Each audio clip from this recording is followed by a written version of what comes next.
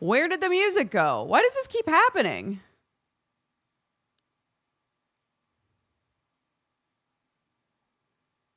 This has been happening a lot. I don't understand. Anyway, hello everybody. Happy Sunday. Welcome to Sunday Morning DOOGER. Angered the Twitch gods. Always have been. Hi, gang. Ugh. It's finally starting to cool down just a little bit. Cooling down just a tiny bit. It's so nice. The day the music died. Awful. I turned the volume up and Dukes came in super loud. Sorry. Rest in peace, Spotify. Never worked right. Not going to start now. It has been way too hot. It's been yucky.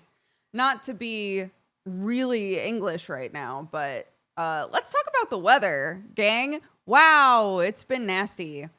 It's supposed to cool down now, though. So, happy with that. Still going to be warm, but won't be so warm that we can't sleep, you know? That's when it's too far. If I go to bed and I'm like, I'm not even going to sleep.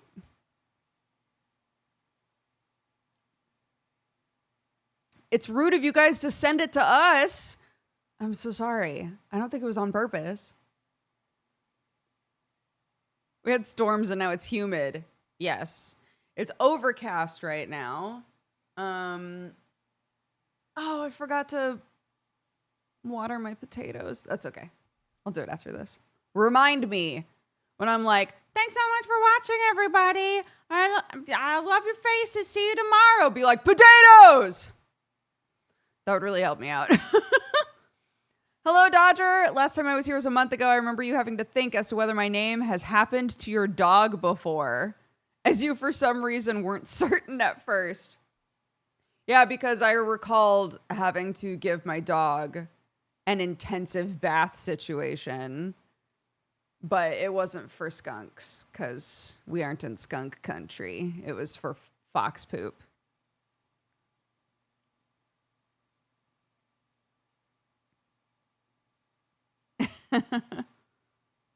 Yeah, we're in fox country. We hear them scream at night. I'm now intimately aware of exactly how foxes sound. Big fan of fox poop country. I am not. Dogs love it. They want to roll in it. They love it so much. And it's the worst.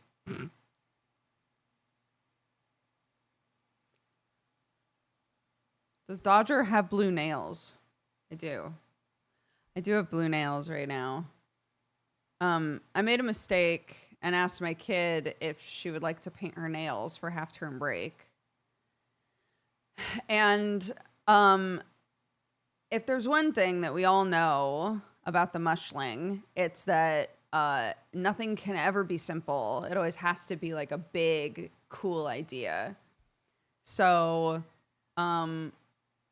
just painting our nails and having a nice evening turned into a full-on nail polish crash out.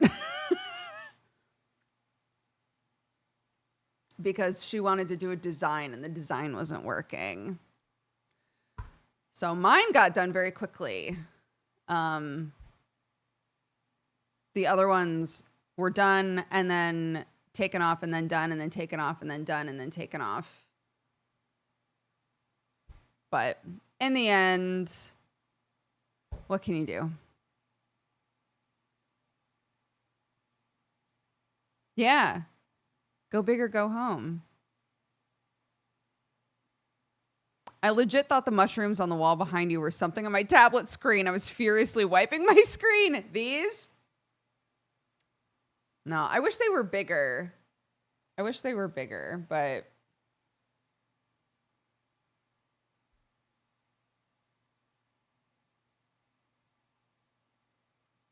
I Googled fox poop, and I don't know what I was expecting. It's a lot more tame than I assumed based on the massive bath required.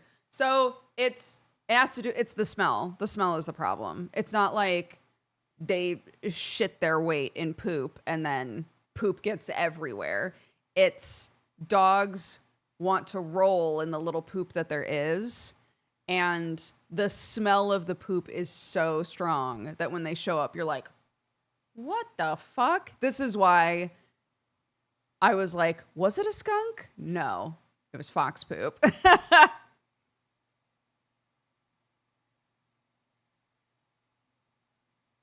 Yeah, with kids, for me, we're now on year 8 of my child, right? And I've pretty early on, I decided if she wanted to do something cool, unless there was a reason, like a good reason, not just I don't want to fucking deal with that right now. Right? Like, unless there was a reason to say, no, don't do that. In my mind, it's best for me to be like, you know what? Try it. See what happens. And so that means sometimes she has a cool idea for how to adjust a piece of clothing she has that she never wears. And then she makes one wrong cut and it's ruined and we fucked it up forever. Right? But sometimes she does something really cool with things. And the only way for her to know that and keep trying stuff is for me to be like, try it, I guess. You want to do a marble look on your nails? Sure.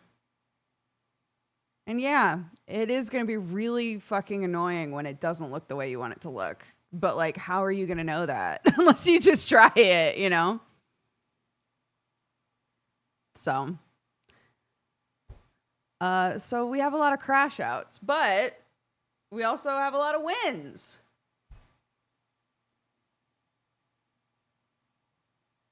I thought this was connected to the dog. No, a different creature that lives in my house. Back in my day, we were still in the attic doing coffee talk. I'm in an attic now, if that helps. We're in an attic doing coffee talk.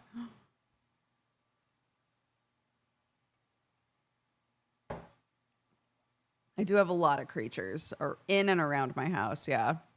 I don't think I've talked about this yet, but last week, Cindy died. I don't think I've had an opportunity really to tell you guys. I know, my sweet Cindy. She was very old. Those of you who don't know anything about Cindy, her full government name is Cinderblock. But she was a rescue hen, from like a factory. So she was already old when I got her, and we've had her for a couple of years. And she was sick. We were trying to take care of her. She was consistently like having diarrhea, and we'd have to give her little baths and things. And she was just, she was Cindy. She was so sweet. And just let us do whatever we needed to do to like help her out. But I think it just got too hot. And old chickens don't deal well with the heat at all. We were doing everything we could to keep everybody cool, but she died. I know.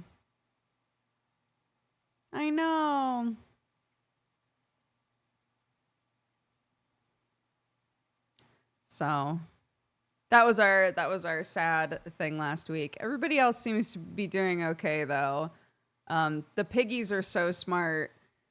Whenever they got too hot, they would go to my sister-in-law's place and just like slam up against the wall. And then my sister-in-law would like pause whatever work she was doing, come out and grab the hose and give them a little shower with the hose and then go back inside.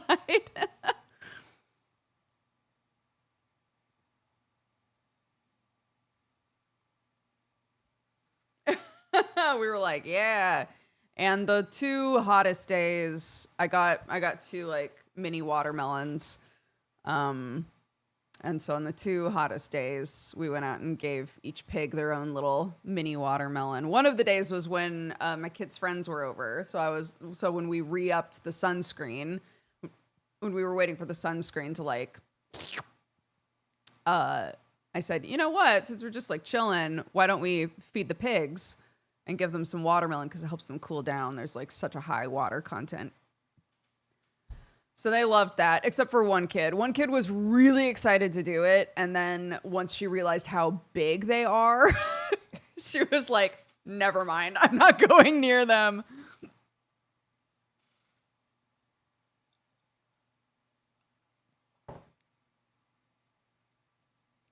Sheep are okay. Yeah. I think it's kind of like Peach. So our dog is a Samoyed. She's got that like thick undercoat.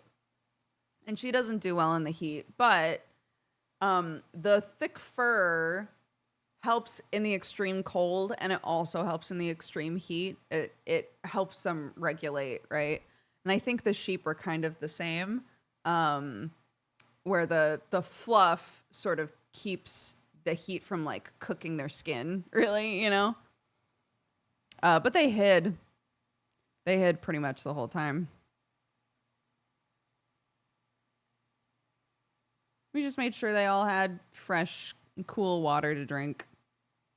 Yeah, insulation working both ways. Exactly. They get sheared. How do you think I'm doing a bunch of weird shit with wool right now? My brother's getting the same dog. Any advice for something that's important with that dog breed? They have to be brushed a lot, which you would probably expect. They're also very loud, really loud. I don't think Sam was prepared for how much this dog barks. She barks a lot. And it's great in some situations, and in other situations we're like, stop. Stop barking. Please stop barking. They're very, very loud dogs. Think huskies, but like more insistent. And they're also just, very stubborn. They're smart. So when you're training them, if they don't see an immediate benefit to doing what you've asked them to do, they'll just ignore you. Do they stop barking when told? No. No. As she gets older, she did it way more when she was little. As she gets older, she's learning when it's like appropriate to bark. But if she's too excited, she barks to be like, I'm so excited about XYZ thing, you know. Hey, homie. Yeah. They're very loud. So, and again, we like it because the second somebody shows up near the farm, she's barking. She's a really good watchdog in that way. We know the second that somebody is here that doesn't live here. We've been trying to train my sisters some way to bark less, and it's not going well. It's hard. Yeah.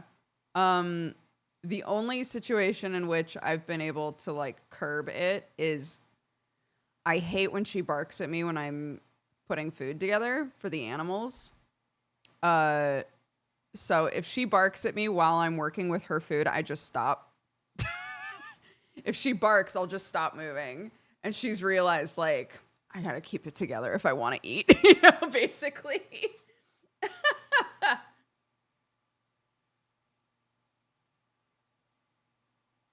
Do dogs chase delivery guys, or is that a stereotype? It depends on what that breed it like wants to do. Guard dogs, yeah, they don't want anybody there.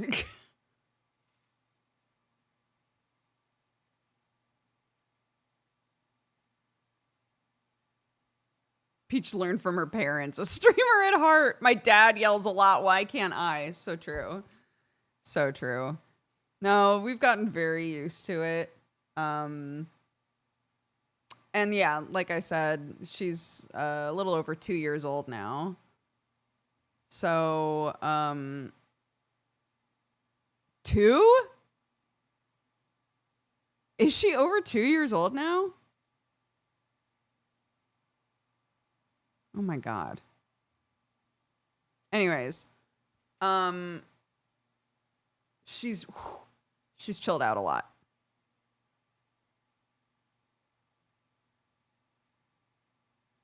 It's hard with Peach because she spent so much time crated after like the leg surgery and all that, like the months of recovery after getting both of her legs fixed.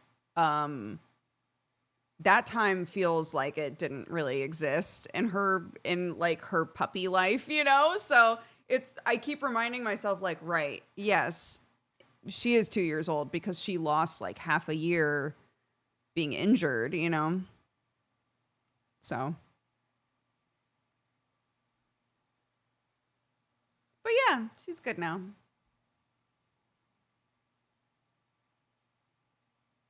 Oh, Sam's puppy acquired tweet was May 31st, 2 years ago. Oh my gosh. What are the odds? I guess it's good Sherlock and Watson are more chill. Yeah, they're super chill. Sherlock's never been chill in his life.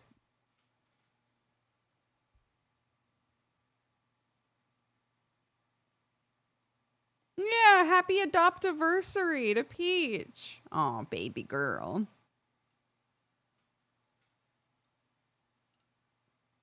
No, I was watching a video where somebody got the big Tupperware containers, and then got those flaps that register like microchip numbers, and you can register them only to your cats. And then they like registered one to one cat and one to the other cat so that they couldn't steal each other's food. And I was like, Sam, we have to do that. We have to do that.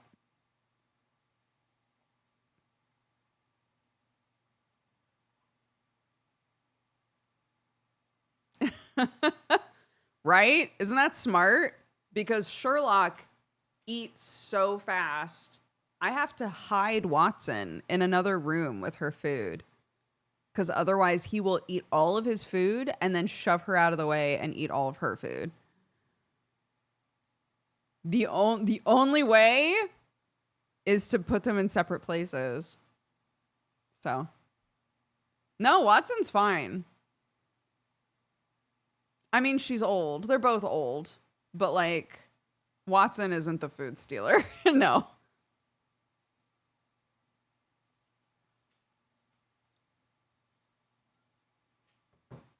Sherlock has tumors. And sometimes when you have a tumor, you eat more. So he's always been an eater. But he's now really skinny. Like, you can feel all of his bones.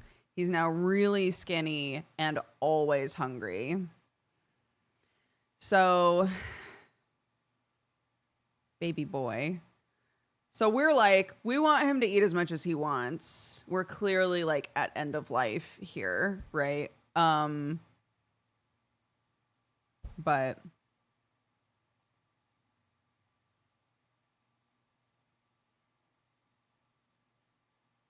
we don't want him to eat Watson's food. Yeah, exactly. Let Sherlock just enjoy his life. You know, he gets as many snuggles as he wants. We let him eat as much as he wants. I just don't want him to eat Watson's food. That's it. That's all it is.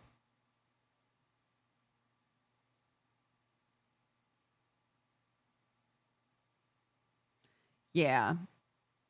Yeah, I've been thinking about getting him a slow feeder. In the past, he hasn't used them, but might be worth another try. Might be worth a try. What if, you know?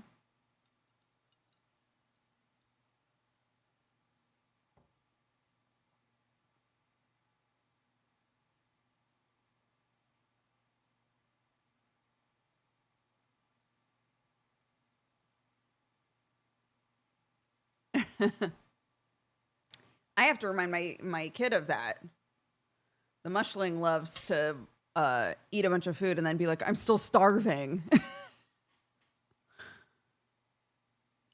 And I have to be, the boring human in the situation that says, well, let's wait and make sure that our tummy agrees, because sometimes we don't know yet.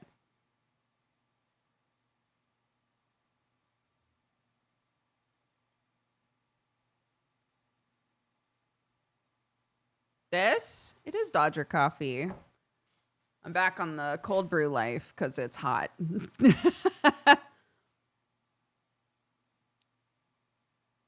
So yeah, I ground up a bunch of just our standard roast and did a cold brew yesterday. The problem is, I haven't been having very much caffeine lately, and the cold brew is so concentrated that when I drink it, I'm like, my eyes just. Yeah.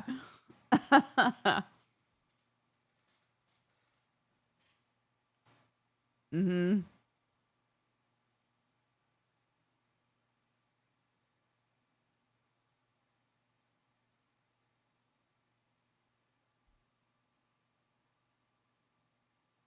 Cold brew is like a concentrated cold brew is really easy to do though, guys. If you like cold brew, it's actually super easy. You just have to have a container big enough, and then I buy like long compostable bags to put the grounds in. So that's really all you need. And then you put the coffee in, you tie it up real tight so that the grounds don't just like float around in the water. Add a bunch of preferably filtered water. And let it sit on your counter for like 16 hours. And then you take the grounds out, put them in your garden, maybe if you've got one. And then pop that shit in the fridge. It's great.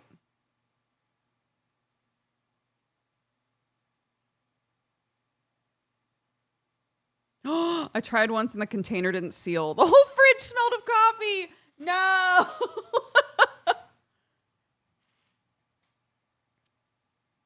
Dude, Sam was making fun of me. I haven't been like this consistently invested in a game as I have been with Vintage Story.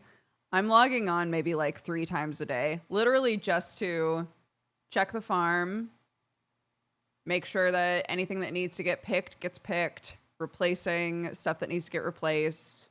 And then I go back to bed. Go back to bed in the game. I see you log on from other people's POV. I collect the rot. I put the rot in the barrels. I need saltpeter.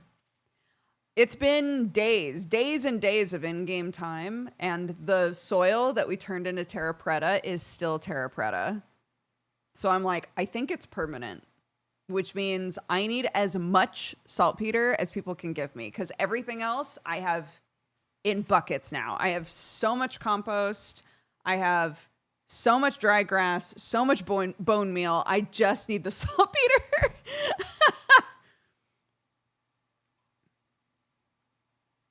Yeah. So, yeah, it's really fun. And then Jester cleared out a bunch of space behind where the farm is and was like, if you want to expand, go for it. So, I added a bunch of shit to the back end, and I'm able to actually set it up the way that I was trying to like reset up the first garden. So now I'm like, this is great because I can start just farming there and then kind of redo the downstairs area because I put it up a level because I thought it would look nicer. Yeah, so I'm just learning how to farm. Every time I watch Sam, he's like learning a whole new system, and I don't have the mental energy for that. I don't need to know how to like butcher and metalwork and all this other shit. It's fine. I'm okay with just like, I don't play games like this very often. I'm fine with just learning how to farm. But the big issue is I need saltpeter. I need it. And apparently it's kind of hard to get, so. We are in, I'm part of Slugberg. I'm on Whippet Island in Slugberg. Which has been very funny, actually, because so those the slugs, which are the like big skeleton people that are infected by slugs, they don't really react to the temporal anomalies. They don't go insane. I'm a goblin. My whole light RP storyline is that I am married to a slug, and so I live with the slugs. Huge issue is they, I don't think on purpose, picked a place to settle down that is really bad for brains. It's a really bad brain place. So, yeah. So if I'm not careful, I'm doing really bad. But none of them feel that way ever. So, yeah. So we marked, while we were on stream, we marked a spot on the map. I've started making a tunnel system because I'm 1 block high. So monsters can't follow me into the tunnels, and the slugs can't follow me into the tunnels either. I've started making a big tunnel system and marking all of the spot. I'm like a rabbit. I've got like little doors all over the island now.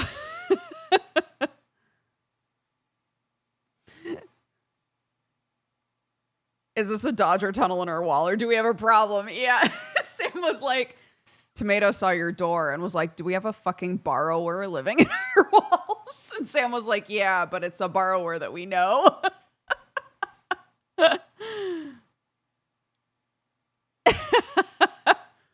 So yeah, so I've made a full tunnel system. Not full, I shouldn't say that. I still need to go north with it, but I have, I think, 4 entryways into my tunnel system now. I need to replace the flooring of all of it with the like fast stone path. But it's pretty tight. It means that I can safely get pretty much anywhere I need to on the island. Yeah.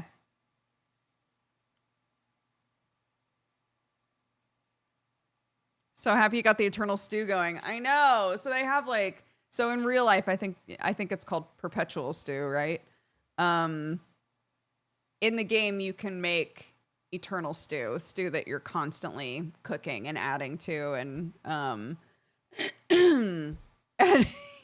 Sam left a sign next to the stew that said, if the stew goes out, I'm killing everyone and then myself, because he worked so hard to get it going.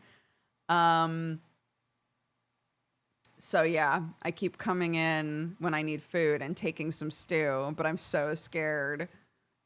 I'm like, I don't want to do something to it that's going to like make it not work for some reason. And I don't know how to top it up, or like, I should probably ask Sam.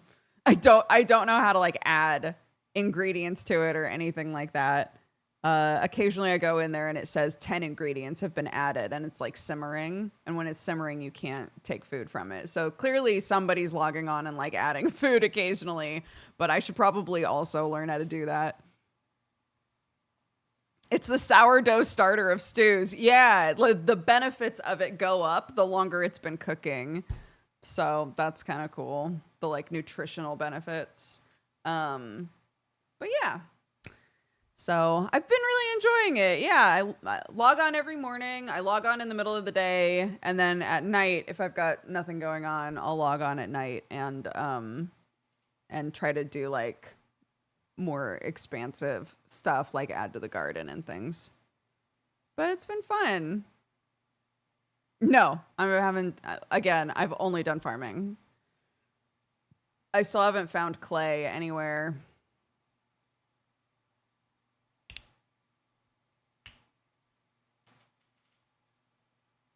The subscribe button does work. It does. It does. Besides Vintage Story, are you playing any other fun games? Hold on. Let me open up Steam. We played Detective Grimoire at the start of the week. That was fun. I'm glad that we finally played that. I still haven't played the new Deep Rock Galactic. I want to have like a group together to play that though. I don't want to play it by myself. Yeah, I didn't like the Mina the Hollower demo. So I wasn't going to play it, to be honest, because I did not enjoy the demo at all. Oh my gosh, Mohammed to you. Thank you so much for all the gifted subs. Welcome to the Cat Gang, everybody. That was just gifted a sub. Make sure you say thank you. Thank you, Chunks. Thank you, Dorlugas. I heard they changed the movement and combat to feel better. I mean, it's getting great reviews, so clearly most people enjoy it. And maybe I'd enjoy how they adjusted it. But there's a beef and goat noodle soup that's been going for 51 years in real life. I bought Mina, but I didn't end up enjoying it. It's too NES coded for me. Damn. Yeah, I'm scared that I'll get it and not enjoy it. So.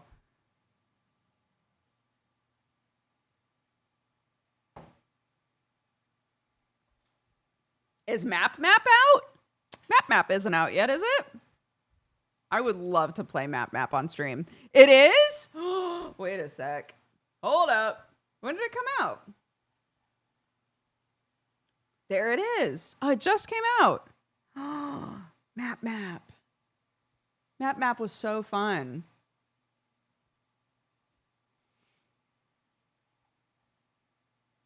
Yeah, dude. We should play Map.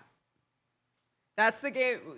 We played the demo of that. That's the game where you're like plopped on an island and there are these goofy characters that are like, figure out where this thing is. And you try to figure out exactly on the map where that thing is.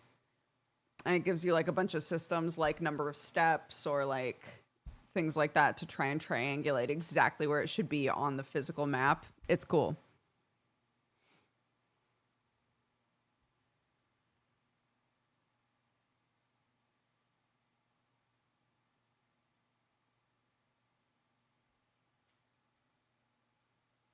Yeah, map. Map.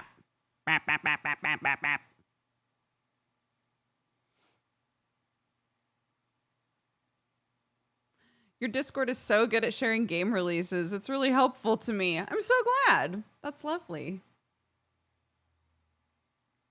Yeah, I'll like creep around on my own Discord sometimes and see stuff that people have linked and be like, "Oh."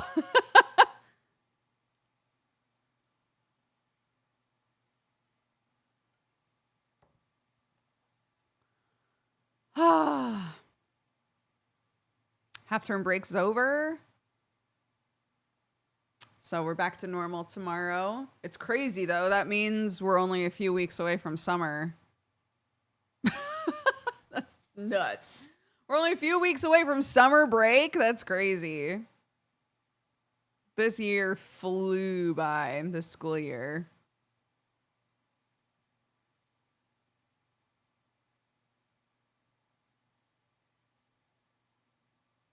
We did have a heat wave this week, yeah.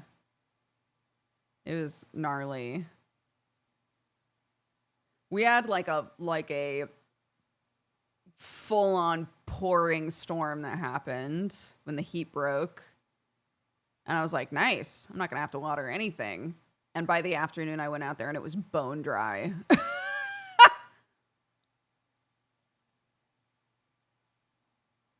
I had to water it anyway. That was crazy.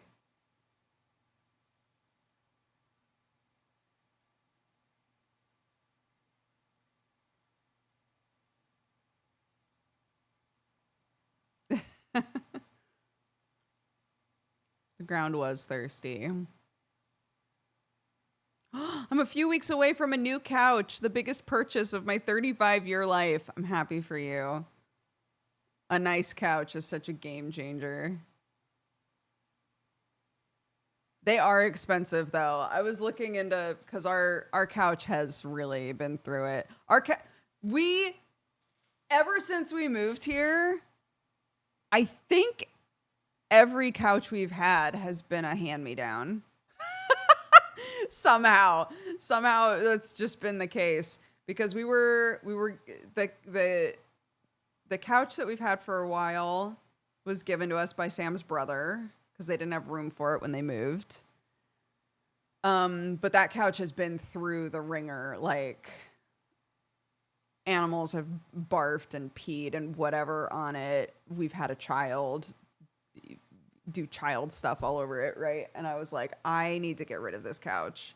And then my mother-in-law bought a new couch and was like, we need to get rid of this couch. I don't know. Do you guys have a space for it? And I was like, yes. It's just one of those like little IKEA ones, but it was cleaner than the other one. So I was like, yeah, I'll take it. It would be a lot cheaper to take that and just get some new covers for it than it would be to buy a whole new couch. So that's where we're at right now. Maybe one day I'll be forced to buy a new one, but that day isn't today. I just keep lucking into people getting sick of their couch quicker than I get sick of mine.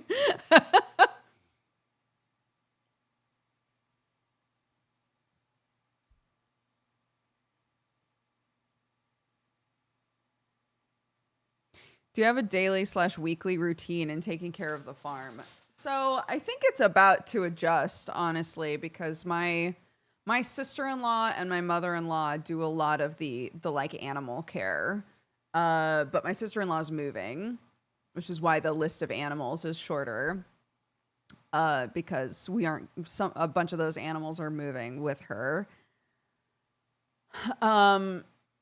But I believe once she's moved, it's gonna be my morning and evening duties are going to expand, which I'm totally happy with. That's fine.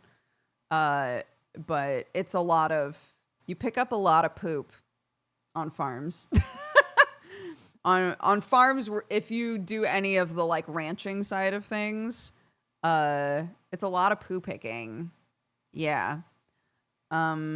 So every morning and every evening, sheep and pig poop gets picked up and put on the compost pile. And then everything needs to get watered morning and evening. All of the indoor animals obviously need to get fed. Sam and I alternate. One of us takes our kid to school and the other one walks the dog. Yeah, and morning Dodger, I've talked about this a lot, but morning Dodger is way more reliable than nighttime Dodger. Nighttime Dodger is too eepy. Nighttime Dodger doesn't do anything, right? Like, I can't rely on her at all. So morning Dodger does a load of dishes, throws in some laundry. Yeah. A lot of times middle of the night Sam will also do those things, so we just kind of swap. Middle of the night, Sam will come in and do some dishes. And then,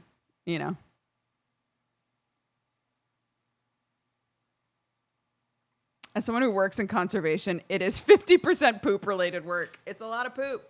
You pick up a lot of poop. Yeah.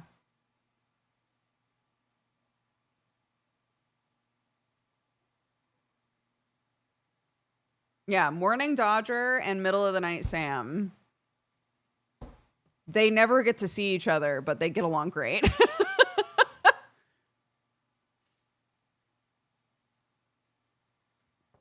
Sorry, I've been AFK for a bit. I've been watching the husband play Skyrim RP. Oh my God. Is he enjoying?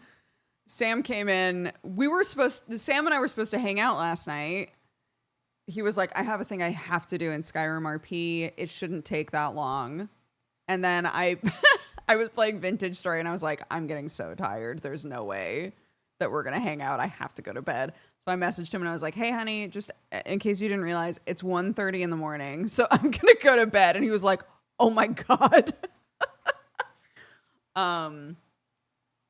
Because apparently he's becoming like the jarl of an entire area and has to have like a bunch of fucking meetings and shit. And he was like, it's so much. It's so full on. It's hours of just talking with people. He's the king in the north. Yeah, basically. Accidentally made himself too important. He was like, I keep trying to delegate and be like, okay, if I'm not on, you make these decisions. And he was like, but they still just wind up DMing me. So I just wake up to a bunch of messages like, this thing is happening and I'm not sure what we should do. What do you think? He's like, no, you decide. I don't want to do that.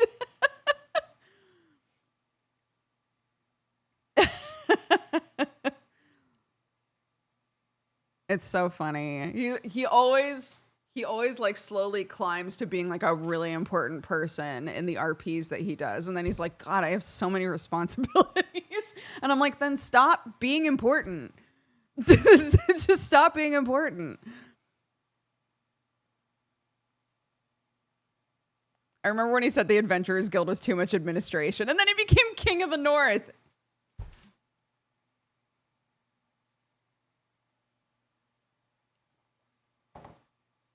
Yeah, exactly. He's got too much charisma, and he doesn't know what to do with it. He falls up every time. Yeah. He's really good at RP. He really commits and knows exactly what's going on and can actually make decisions based on what's going on in the RP. It just kind of, I think it just kind of naturally happens, you know?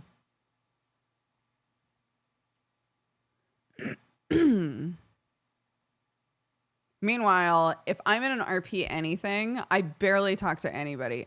Vintage Story, I'm logging in 3 times a day. And every time I log in, I don't see anybody. Because I log in, I tend to my garden, I make sure I eat something, check my brain, make sure my brain's doing okay, and then I'm like, back to bed with me. Back to bed with me. The plants are my friends.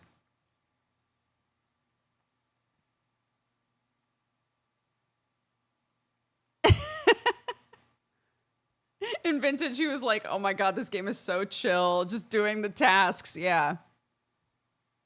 I could tell that he was having a nice time. Because when I went to look at his stream, he was just like, just chilled out metalworking. We've seen you log in and log out on other people's chats in Vintage Story. I know. Yeah, somebody was saying they keep noticing me log in. Look. I'm like, I have one job, and it's to keep these slugs alive when winter hits. So.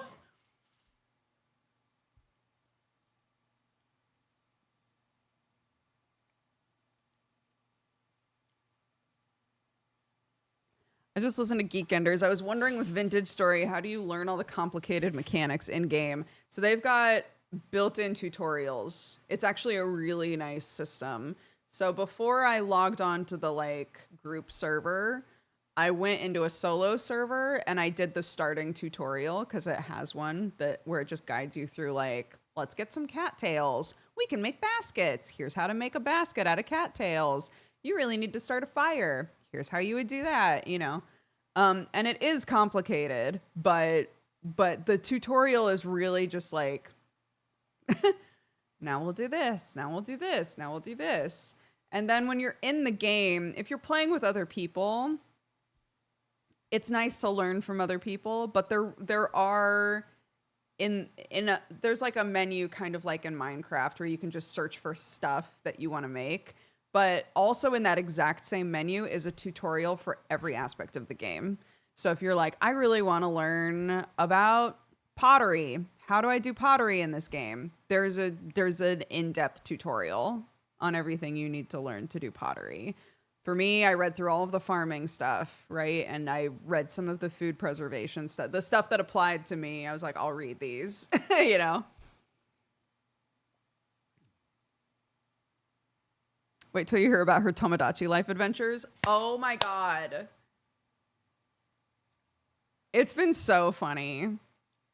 Can I tell you, we were devastated yesterday. So, I was explaining that in Tomodachi life, my kid has exclusively made family members. Okay, so that's been fun. The first people that she made were me and Sam. And she was like, this is going to be so great because you guys are going to fall in love. I fell completely in love with Sam, head over heels in love.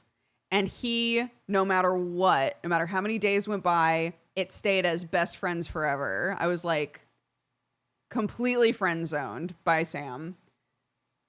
And we had one scene where he was like, I think I'm developing really strong feelings for Brooke. And we were like, good. And he was like, yeah, she's definitely my best friend forever. And we were like, God damn it. And then they started living together and we were like, maybe this is it. Maybe this is it. They're going to live together. And then what happens in Tomodachi life is, yeah, what happens in Tomodachi life is that if one person is in love with the other person and it doesn't get reciprocated, eventually they'll stop giving a shit, right? So my status went from like head over, like smitten, to head over heels, to completely in love, and then it turned into losing hope. And I was like, oh no. Losing hope. And then there was a scene where she was like, I'm starting to think that maybe there's nothing here between Sam and I. What do you think? Talking to you, the player. And we were like, no, surely your love is true, right? And she sat there for a second. She goes, well, I'm kind of over it. So I think I'm going to move on. And fell completely out of love. And we were like, no! So, yeah. So, I know. So, Sam and I are just best friends forever now. Awesome. I know. It's so funny. We've made her the two sets of aunties and uncles, right? So Sam's brother and his wife, they're living together, but they're both like, yeah, we get along okay. And then Sam's other brother and his wife, she can't stand him. He's like, I think she's great. We're really good friends. And when you look at like her opinions on him, it's like, I don't think this is going to work out. We're like, oh my God. Everybody's getting all fucked up in this game, man. I know, it's so funny. But my favorite part is I told Clark that I was going to make my mom and dad her grandparents. So I made them. And the way that the game works, when you're making a character, you get asked, you get given like a couple little, trying to think of how to put it. You basically say like, are they polite? Are they, do they tend to move slow or move fast? Are they quirky or are they more normal? Like, that kind of a thing. So the personality that it gave my dad made me audibly laugh because my dad has always his entire life been like a straight talking, like no bullshit dude that does not like to be around people. So I made him, I did the little sliders, and then it was like, this guy is confident, he's direct, and he doesn't like anybody. I was like, it's him. And then my dad also his entire life has been a guitarist. He plays guitar. So Clark was like, I'm going to give him a guitar. And now he just walks around the island playing guitar constantly. It's so cute. It's so funny. It's so funny. I love it.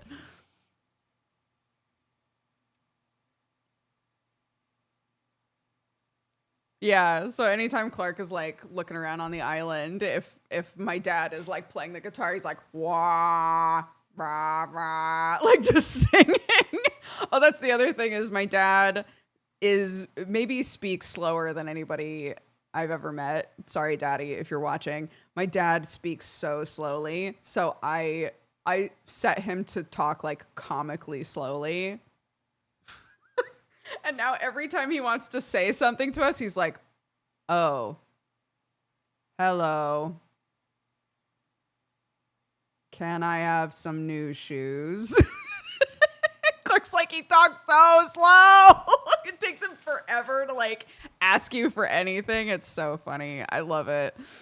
Every time he wants to do something, I'm like, "Yes, what does Daddy want? What does Papa want? Click on him." It cracks me up. And then my mom's just chilling. I made my mom.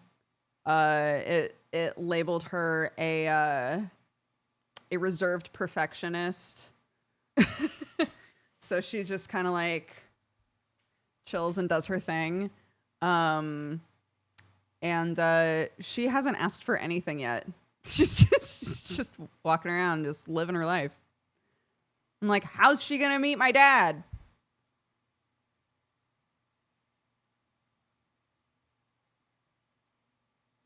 Anyways, it's very cute.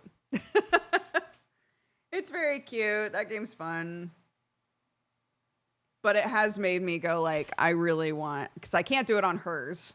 I really want my own island to just like put a bunch of weirdos on, you know?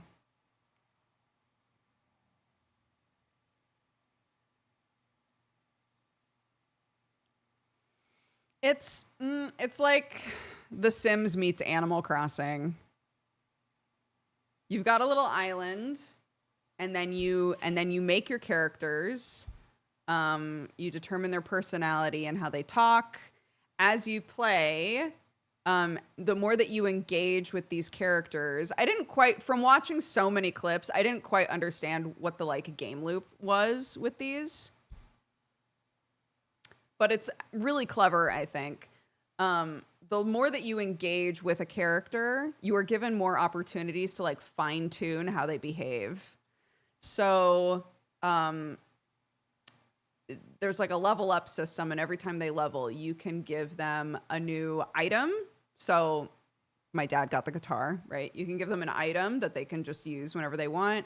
You can give them quirks, which is like how they walk, how they say hello, how they eat, things to just like make them more unique.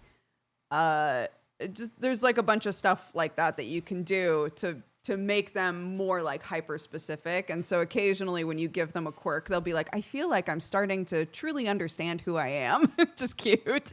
But my kid made it so that I float everywhere. So the quirks that she's given me are, anytime I talk to anybody, I go, if you ask me. And I also exclusively float. Oh, and I bow. I bow to everybody. I'm like, is that? I don't know that's fine.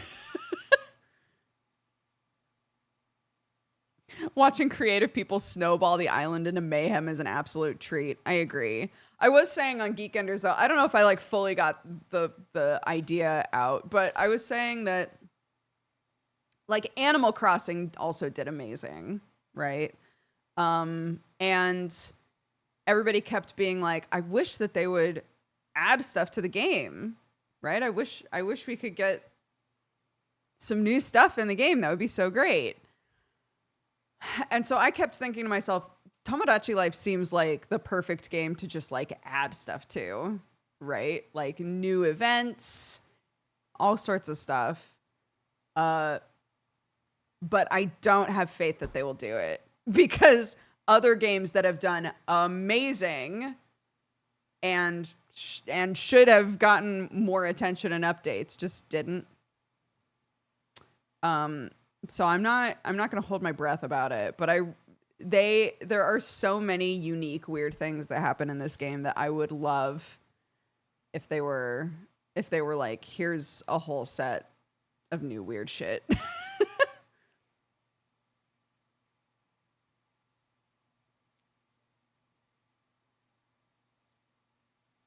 You float and bow like a moth. Yeah, I guess so. I guess so. We found a butterfly today and his wing was a little messed up. And Clark was like, we have to call somebody to save the butterfly. And I didn't know how to explain to her, like, I don't know that it's worth us doing that, really, you know? So I was like, I think the best thing that we can probably do for this little butterfly is to find a place to put it where it's safe away from the dogs and things. And if it can recover, we give it the best opportunity to recover, you know? She's like, we have to call somebody to save this butterfly.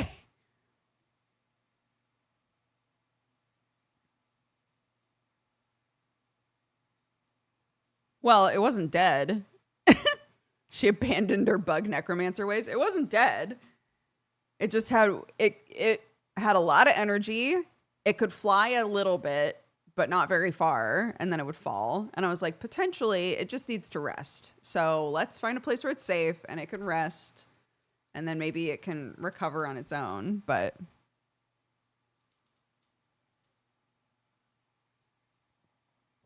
how do you explain to a kid the way people value the life of a bug is is different to other creatures? That's true. Yeah, it is kind of hard to explain. Like, I think animal rescue will not bother with a butterfly out here versus like a dog or something, you know.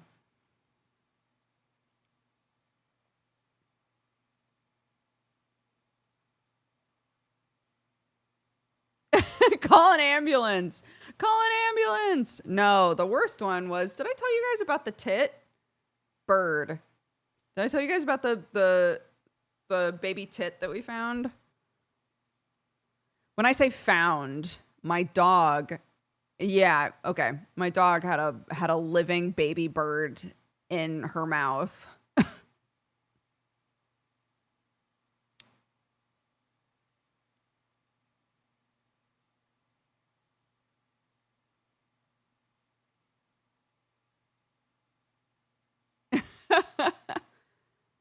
Yeah.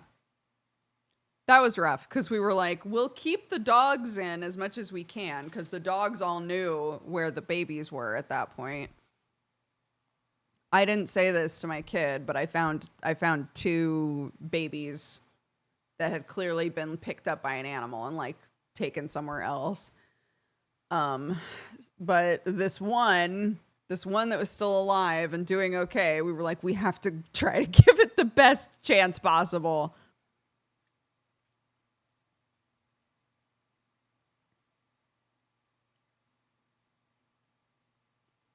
Because apparently, I didn't know this. Apparently, tits just like knock their babies onto the ground. Like it's part of the process. They're like, you get on the ground and now figure out how to fly back up here. We were like, how do they live through this? There are so many things that eat stuff off the ground.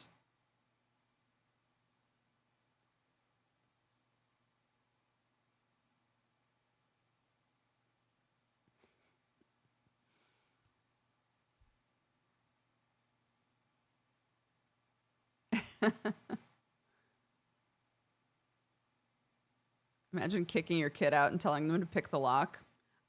You joke, but parents that want to like teach their kids how to break out of a bad situation literally just lock their kids in a room and go figure out how to pick the lock. Which is crazy. Which is crazy.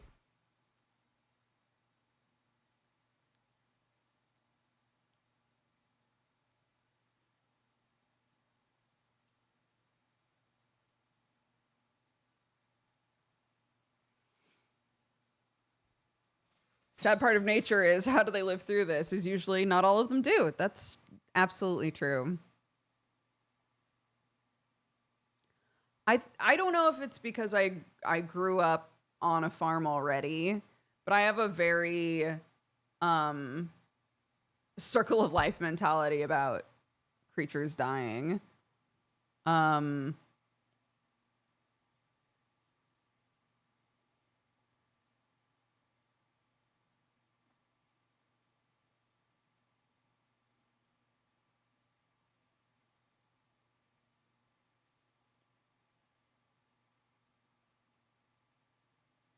you kind of have to. Yeah. And I think my kid, to a certain extent, is getting used to the fact that when you have a farm, things happen to the animals like all the time, and sometimes they don't pull through. Um, Fortunately, that hasn't happened a ton, but it's happened enough that if I come in the room and I go, I need to tell you something sad. Are you ready to hear something sad? She'll go, did one of the animals die? It's her immediate reaction is like, okay, an animal probably died, you know. But yeah, from my perspective, like the chickens. When a fox got our chickens, that was really sad. I cried. I was really sad about it. But at least an animal got to eat them. I kind of have to feel that way, you know?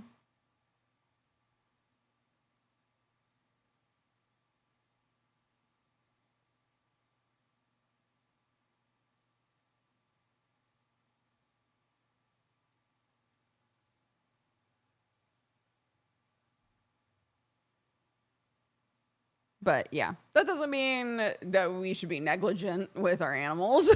But if, God forbid, something does happen to one of them, it is easier to think like a creature was hungry and it ate. And unfortunately, that means one of our animals is gone now, you know?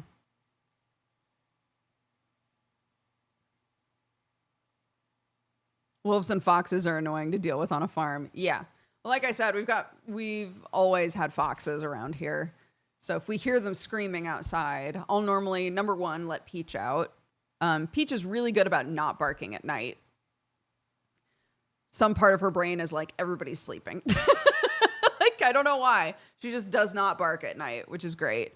But she will like patrol if I let her outside. So if we hear a fox, I always let Peach out, and I always double check that everything is closed up properly.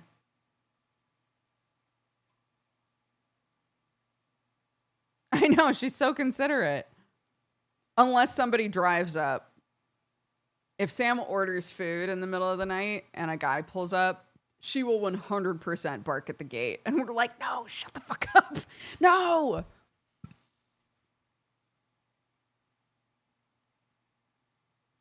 She truly is a doorbell. Mm-hmm. And I love that about her. How big is Peach compared to a fox? I don't know, like 3 times the size of a fox, maybe.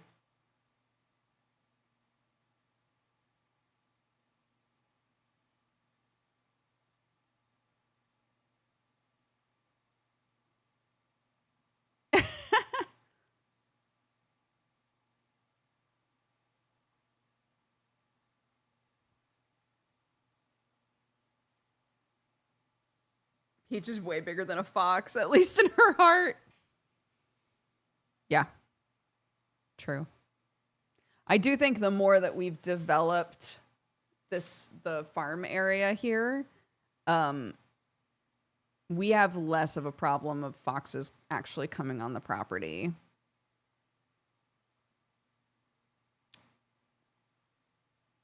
Because there's always something awake, you know? And foxes are smart. She's a Samoyed, so she's like a big fluffy white dog.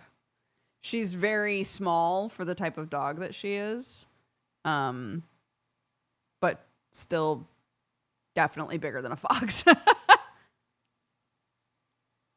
And she glows in the middle of the night. because she's pure white, so you can always see her even when it's dark, which is tight. She must be scary. Even though she's a sweetie pie, she must be scary to other animals.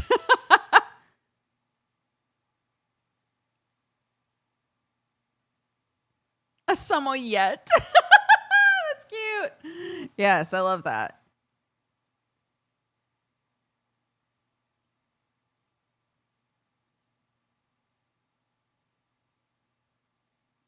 That's the problem with my Malinois. The camouflage is really good in the dark.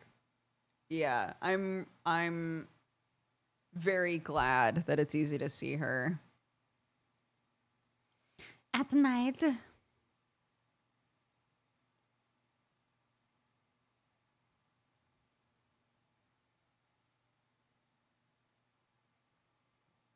Yeah, my little cryptid.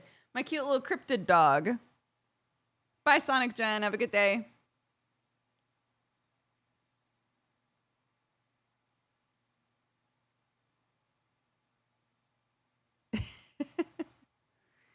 Yeah, so we've been trying to figure out, we were talking about it again after Cindy died.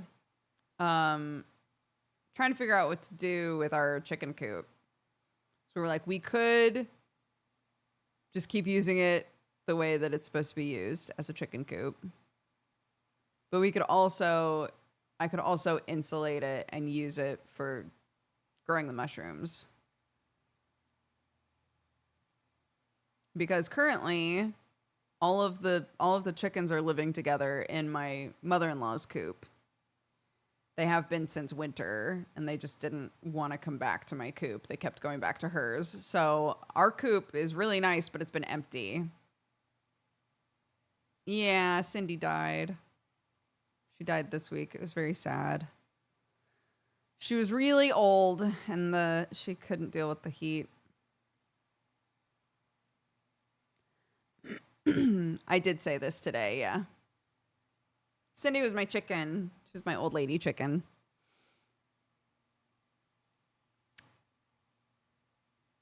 It can't be that nice if none of the chickens like it.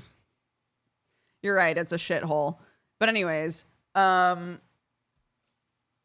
trying to decide if we want to get more chickens and put them back in our coop, or if I want to change what it's used for, you know, because it's a decent size and all.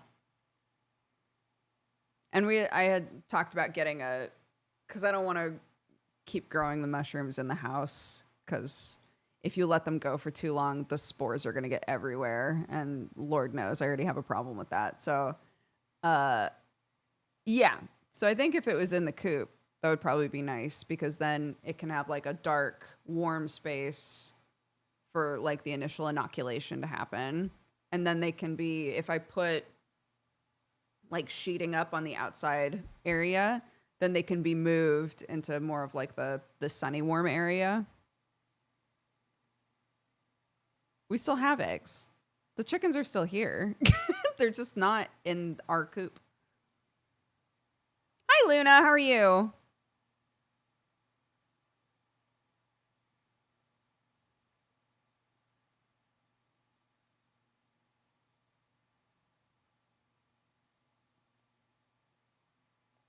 Yeah, because we've still got 5 chickens. 5? 5 or 6 chickens.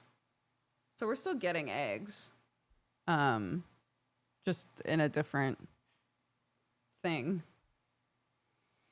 How's the heat wave? It's better. It's humid right now, but it's not, the heat isn't as bad. It is 23 here right now, so not nearly as bad, considering it was 28, 30 over the week, you know?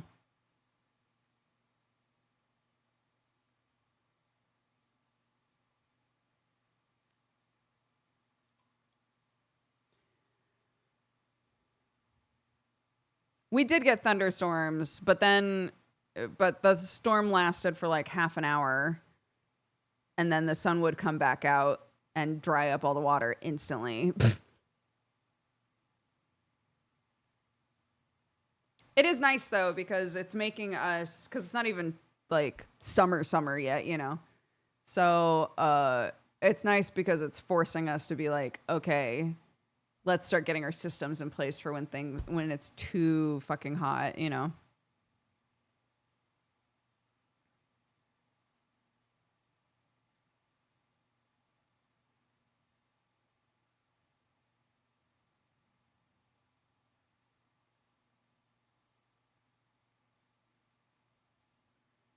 Also, this is not an invitation for people to have the like temperature Olympics in chat. No temperature Olympics, please.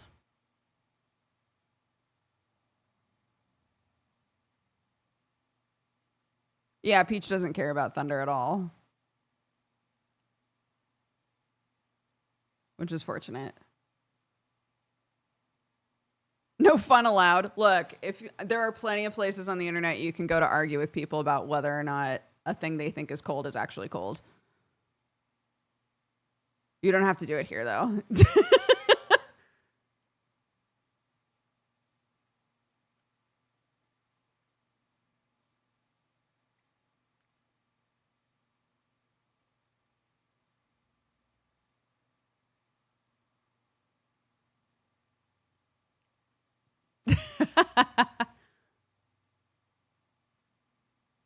Allergies beating me up for my lunch money. What are you allergic to, vet?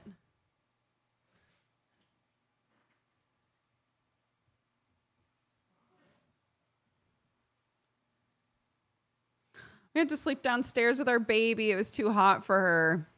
I remember when Clark was fresh and it got so hot in Los Angeles and we would just exclusively keep her in the one room that we could like kind of keep cool enough, you know.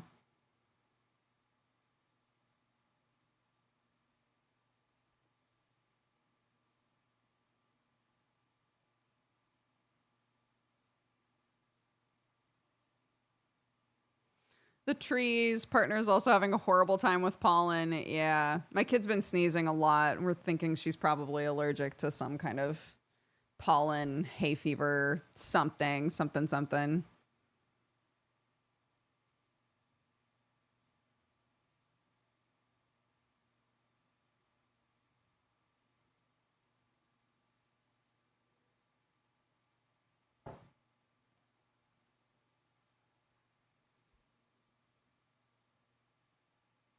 Would you get a horse? No.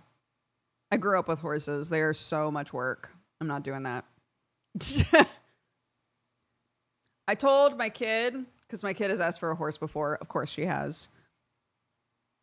I told her if she wanted to take horse riding lessons and learn how to take care of a horse, if she did that for a couple of years and got really comfy with it and understood all of the work involved, then we could talk about it. But she didn't want to do that. So I was like, great, then no horse. Then no horse, man. Horses are like boats and pools. It's good to have a friend that has one. That's so funny and so true.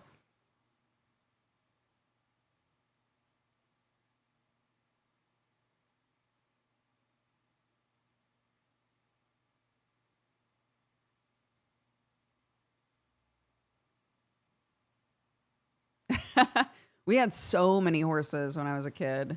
So many of them. And it's just so much work.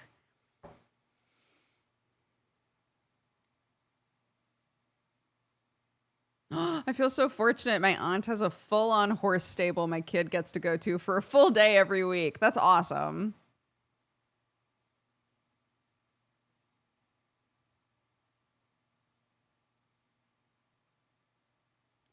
Yeah, you know what's funny is working with the wool, I was like, maybe we could get an alpaca. To catch everybody up so that you all know my lore with alpacas, I worked on an alpaca farm for a while and they bullied the shit out of me because I was smaller than them. So I don't have good memories with alpacas. But the delusional part of me is like, but if I'm raising the alpaca, maybe it would be different because they'd maybe like me then. And then it would be a different type of fleece to work with because people love getting alpaca stuff. And they would be good protection. Alpacas and llamas are good little aggro babies.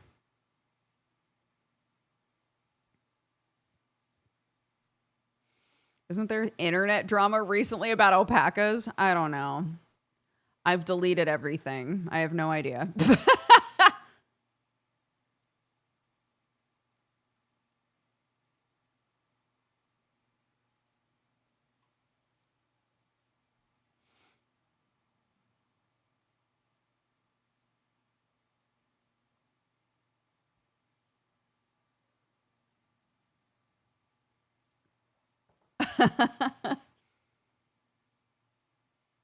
It's hard because I don't want to like bury my head in the sand and not know what's going on. But you really do get overloaded, and I don't think that we have the systems in place to like deal with how much information we're getting every day. It really does just stun lock me. So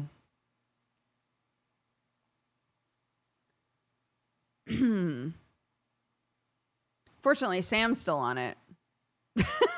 Sam's still on it all the time. So if something big is happening, he goes, "Oh my God, did you hear about this?" And I go, "No, tell me all about it."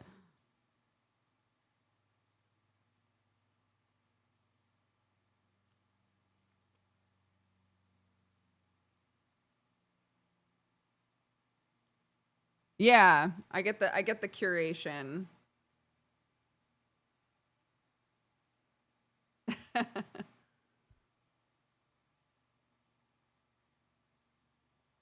But it's hard because I do have a job where it would benefit me to engage with social media more than I do.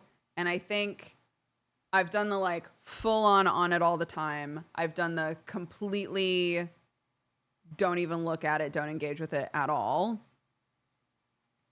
And I think I need to like find a mid ground that's just like, these are posts that exclusively have to do with like me as a creator, and those go out, and otherwise I don't engage really, you know? The Goldilocks approach. Yeah. Well, fortunately, they're like, you know, there are all of these systems, these websites that you can use where you can just be like, this is the post, put it on everything, close. Yeah, I just need a boundary up. Because if I'm going to each individual site and posting stuff, then I get sucked into it. And I don't want that.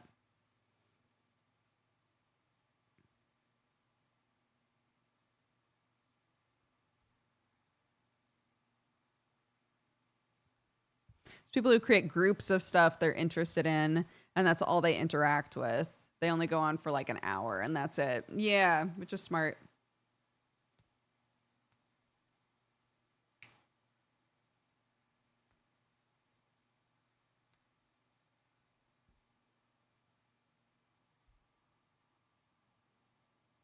I don't know if I'm just immune to doom scrolling. I've never really done it. That is a superpower. Yeah, because they specifically are building websites to try and keep you on for as long as possible. So if you're just like, and I'm done, that's awesome. Be very happy that your brain works that way.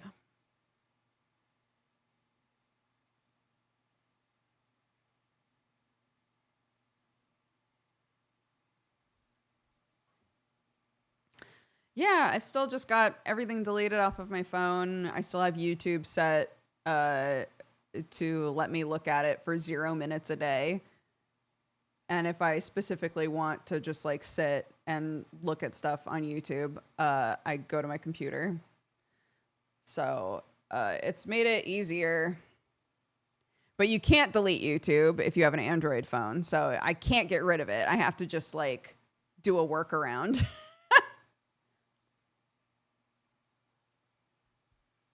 I'm not giving up YouTube because I do have things that I love watching. It's more just like keeping myself from in the moments where I have nothing to do going, feed me, feed my brain with weird shit. When I know that's not actually what I want. It's just a compulsion. I'm vaping with my phone, you know, just more. Give me a thing. Give me a thing. I'm trying to teach my brain not to do that anymore.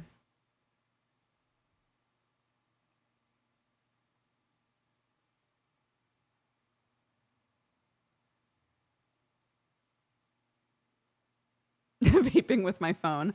That's literally how I think about it, though. Like, scrolling on the PC is cigarettes. You can do it a lot, but you do have to specifically, like, go to a spot to do it. And then doing it on your phone is vaping. You can do it literally anytime you want.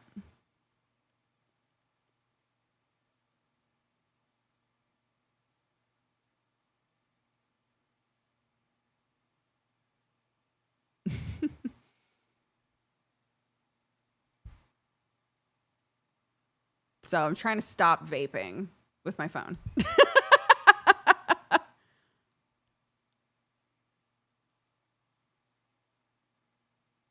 The Twitch app might be updating on phones.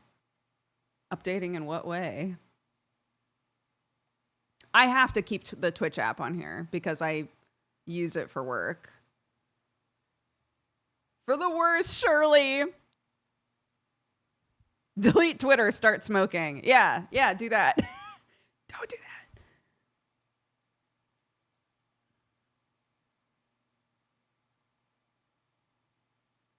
that.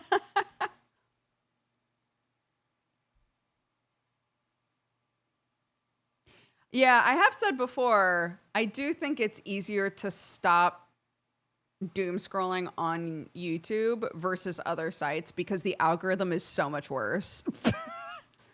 But I stand by that. If I'm on TikTok, which I haven't used TikTok in a long time now, but if I'm on TikTok, every video is a new video, right? It's a new thing that I haven't seen before. I'm never getting repeats. YouTube Shorts, for some reason, gives you repeats all the fucking time. So the number of times that I'm scrolling and I'm like, I've seen this before. Scroll. I've also seen this before, right? Your brain gets bored quicker, I think, with YouTube.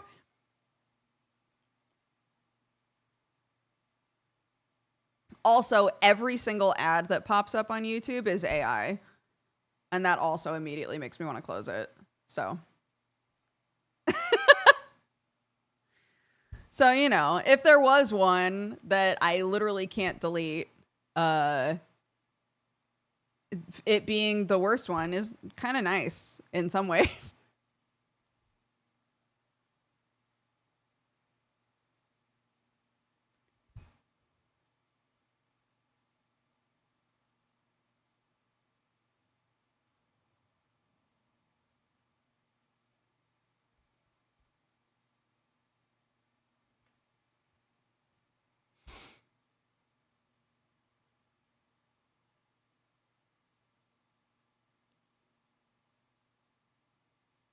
YouTube Premium helps me not to see the garbage in all caps.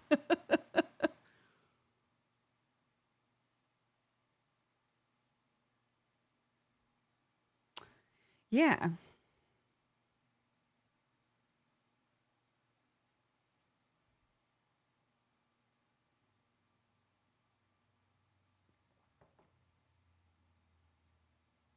YouTube Premium is a subscription worth paying for. I used to have it and then I canceled it. But I don't know.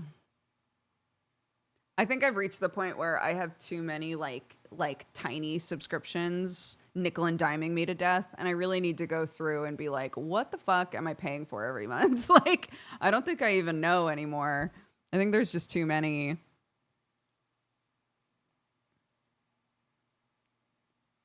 I gotta I got a message. There's a website that I was using while I was preparing for my citizenship test thing.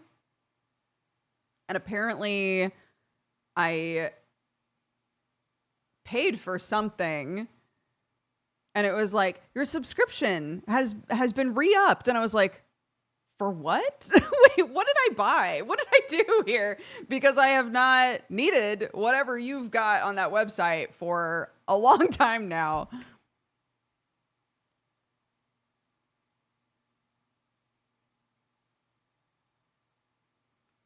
I know a lot of people that have swapped to YouTube Music instead of Spotify, which is interesting. Summer, I think, exclusively uses YouTube Music.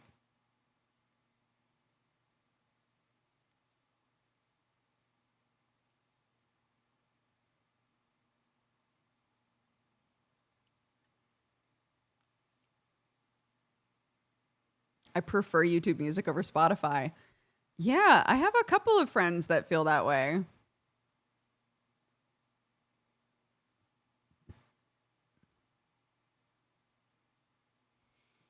I'm finally catching a morning stream. I just wanted to say thank you, Dodger, between you, Jesse Krendor, and plenty of others. I've managed to keep a love of gaming alive well into my 30s. I remember watching you guys at TB as I was graduating high school. You've all been so incredible and inspiring at keeping up with games and having fun with them. Thank you. I'm so glad you feel that way.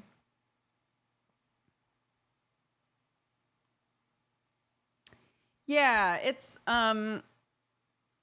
I mean, fortunately, we've aged, we've just kind of become spoiled for choice, haven't we? We were talking on Geekenders about how there's so many games coming out every single day, and there are definitely cons to that, but the pros are if you have a type of game that you love, that you want to be playing when you're done with work or whatever, you can definitely find that game, you know?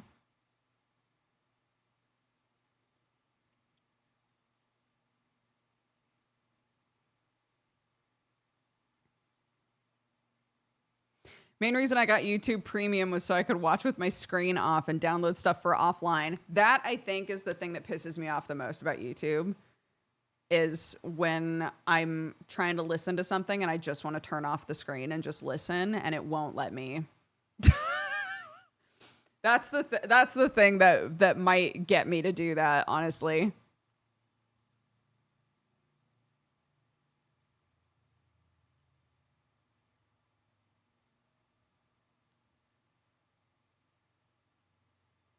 It works sometimes and then it randomly stops working. Not a great pitch, is it?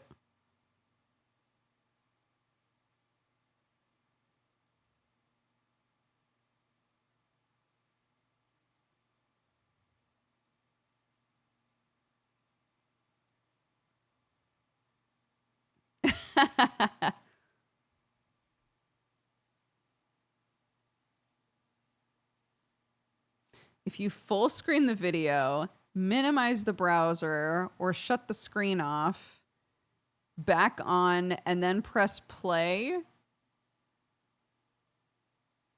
I have no idea what you mean by any of that, but that's okay.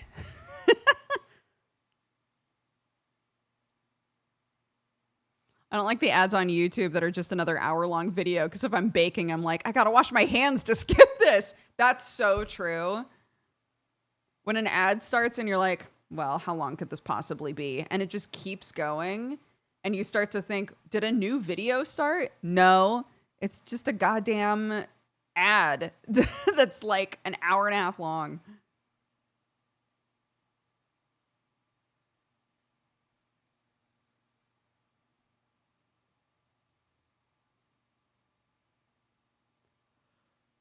Have a cooking stylus so you can click the phone without touching it.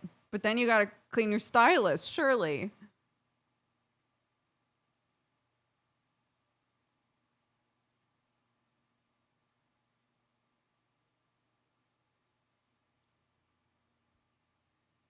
got an ad that was the entire first episode of an HBO show. Why? What is interesting?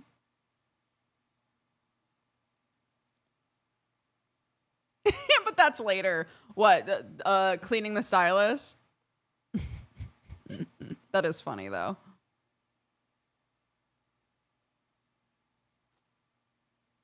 It reminds me of being a kid and like Home Shopping Network sort of stuff coming, or like long infomercials coming on once it got too late.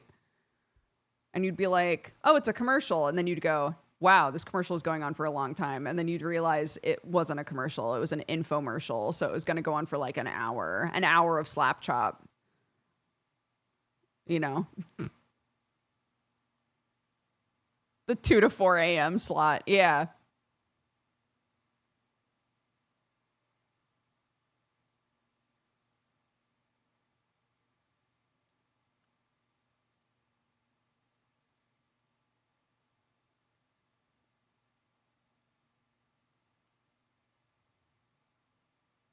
An hour of slap chop would go so hard some nights. If the infomercial was good,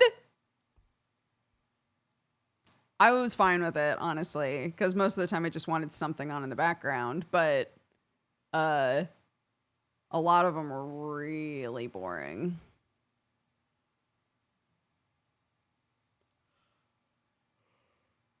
Yeah.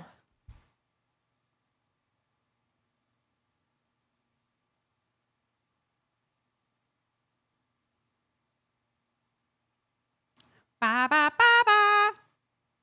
Ba ba ba ba. Ba ba ba.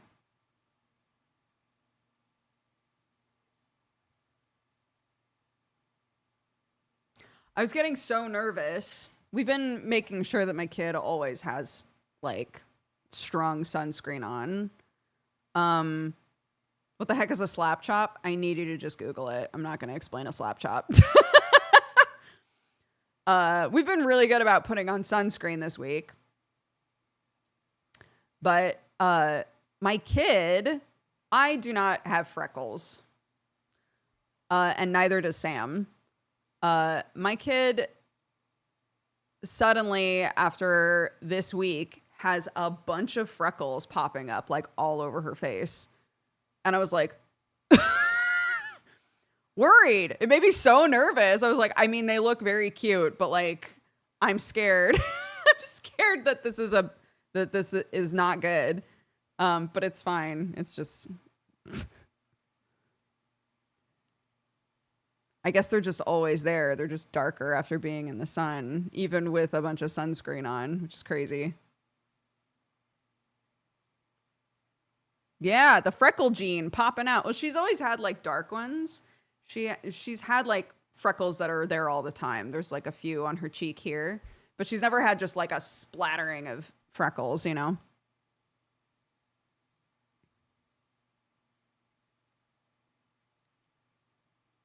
Freckles are totally normal, speaking as a freckly. I mean, I know that freckles in general are a normal thing, but for her to have, from what I could tell, none, and then after a few days in the sun, a bunch, I just wanted to be like, am I not putting on strong enough sunscreen? Like, I just wanted to make sure that I wasn't like being negligent with her. But I guess it's fine. It's just,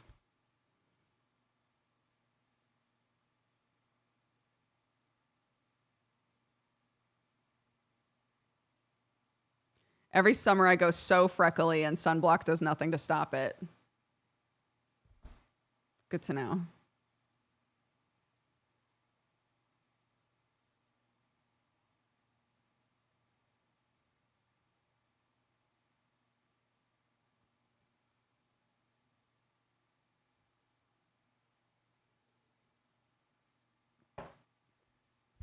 I mean, she's not translucent white, you know.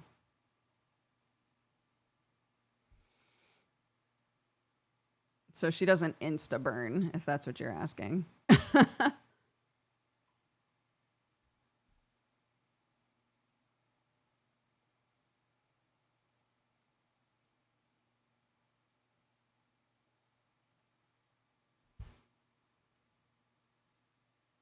My sunscreen is 4 walls and a roof.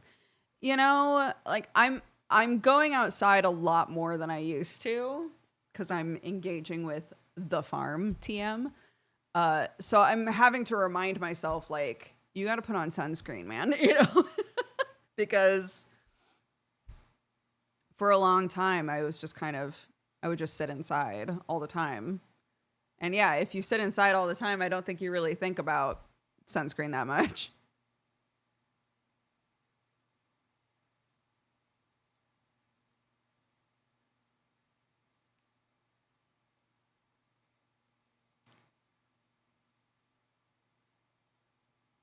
Yeah. Sam desperately needs vitamin D. So I'm glad he's doing longer dog walks now.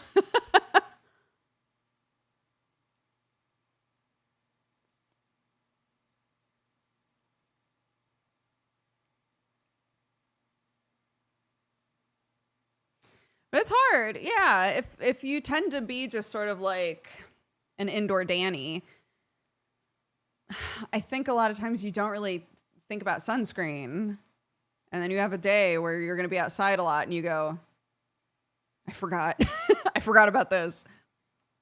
Having a kid has really helped with that because I am constantly thinking to myself, like, what does my kid need?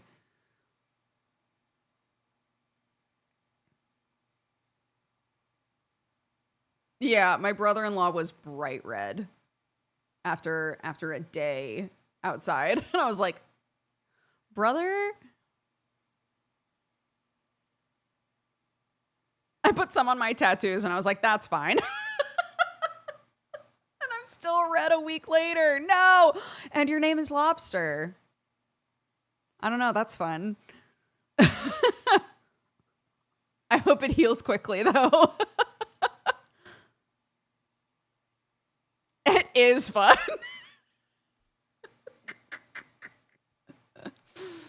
Oh.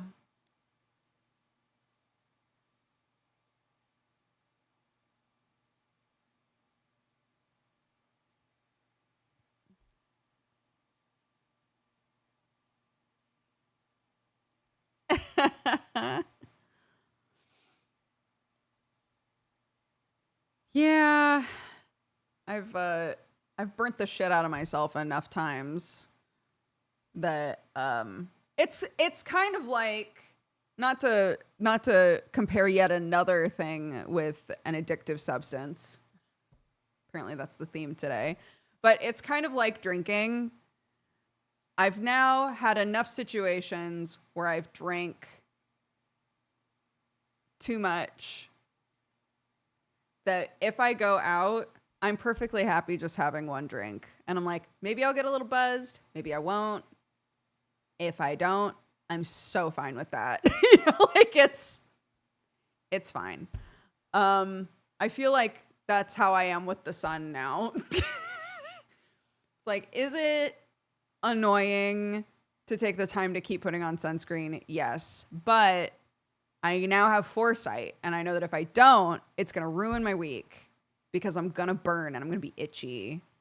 I'm going to be mad about it.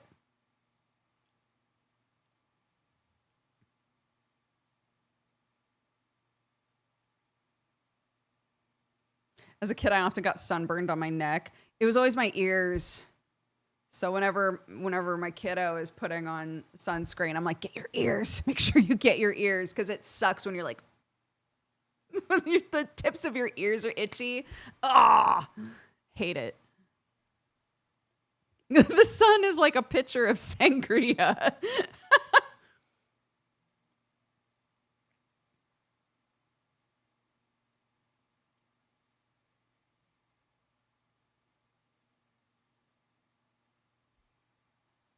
I made I can't remember if I told you guys this already, but there's every summer I make a shrub. It's like a fruit syrup with vinegar. And it's delicious and I love it. The one that I always make is blueberry ginger. It's a blueberry ginger shrub. And then I mix it with lemonade here, which is like Sprite. Anyway, I was like, Sam, I'm going to make you a drink. And I forgot to tell him what it was. and he went to drink it. He took a sip and then did this. Said, "What the fuck is that? What did you just give me?"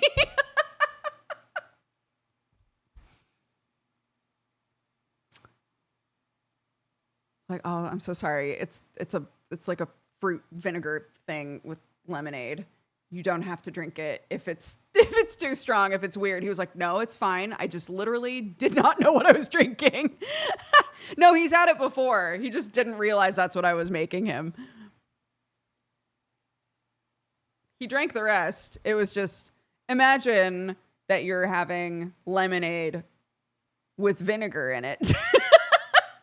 Other stuff too, but imagine drinking Sprite that also has vinegar. You'd be like, "Give me a minute."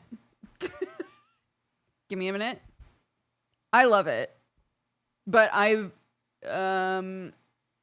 had like drinking vinegars like my whole life basically. So I'm very used to nice like sweet vinegary things in drinks. I like that.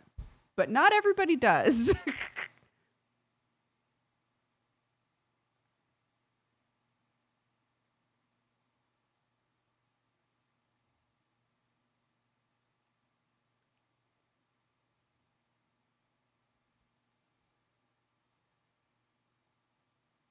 He was on stream saying my wife made me flavored lemonade and sounded very chuffed and smug. I think he liked it. He just didn't know what it was ahead of time. It wasn't the peppermint coffee again. Sam hates peppermint stuff, and our kittens mittens roast that we do in winter at Dodger Coffee is a peppermint coffee. And I had made a bunch of peppermint coffee, and he drank some and was like, "What the fuck am I drinking?"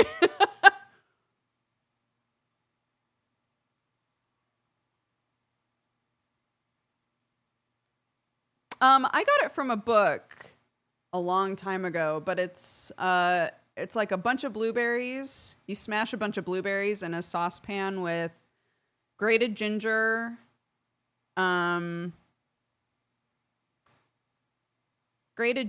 apple cider vinegar, and honey, and you let that like simmer for like 6 minutes, and then you strain it. And I love it. I make it every summer. Tasting History did a video on the history of vinegar drinks. Look at that. It's delicious. I love it.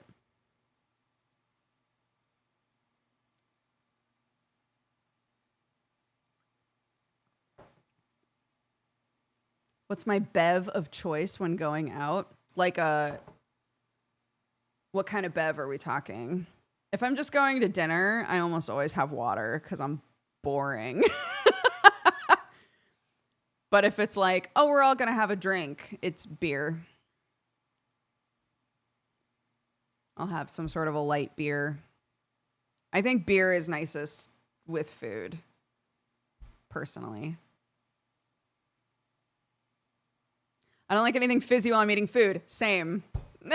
For the most part.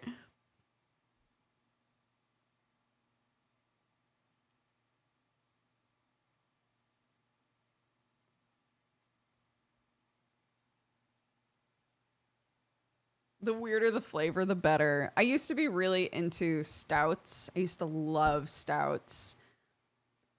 Not so much anymore.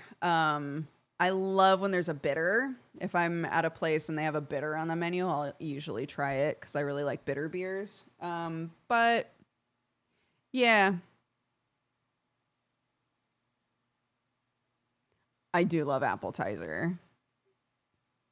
Yeah, if everybody's having just like sodas, if it's a sody night and they've got appetizer, love that shit.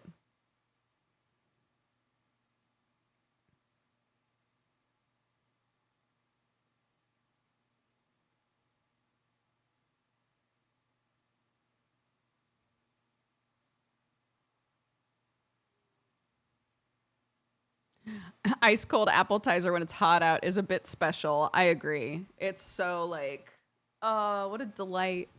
I love it. It tastes amazing.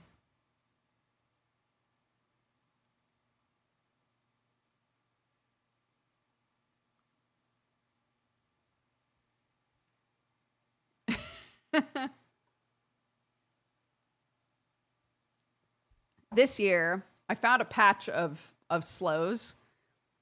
This year, I really want to make sure that I try making sloe gin because my grandmother-in-law loves sloe gin.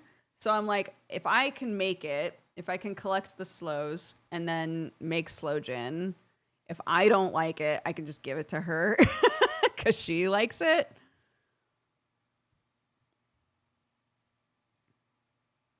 Sloe, Sloe. They're little berries. They're berries on a tree that you can collect, and you like make a little, you like pierce them and then put them in gin and let them just steep for a long time.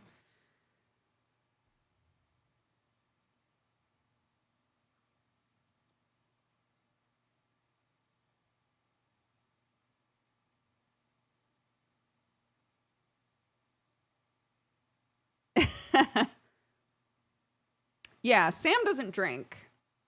Sam doesn't drink anymore. And I have an alcoholic something maybe once a month.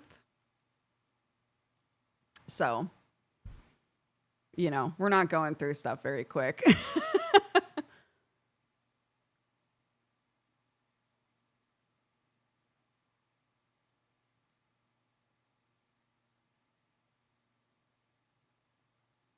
Is Sam part of the alcohol hurts my tummy gang? I think he just doesn't like how it makes him feel. I think a lot of people don't like how alcohol makes them feel, but they feel like there are side benefits or there's an addiction aspect, or like a social pressure aspect. But he hit the point where he was like, I never enjoy myself when I have alcohol, so I'm just not going to drink it anymore.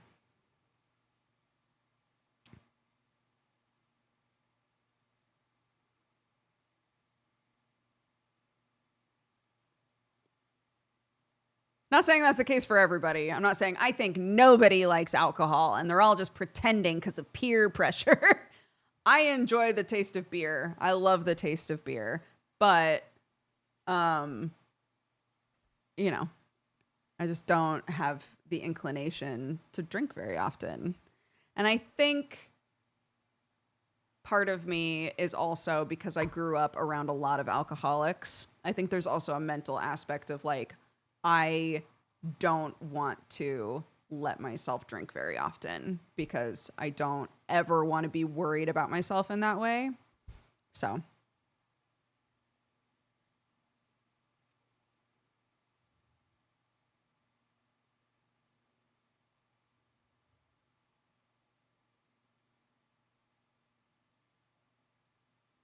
Beer is the drink I don't see the appeal of. When people have beer and everybody's like, it's an acquired taste. One day you'll love it. It annoys the shit out of me because I do like beer. And I think a lot of people hate it and legitimately do not like the taste, and that's fine.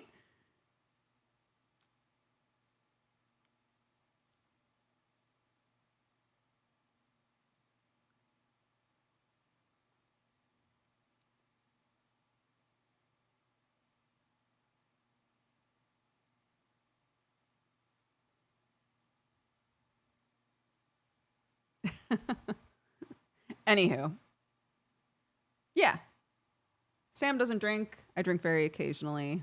Neither of us have been anywhere close to drunk, I think, in like 10 years or something. I just enjoy having a little drinky sometimes.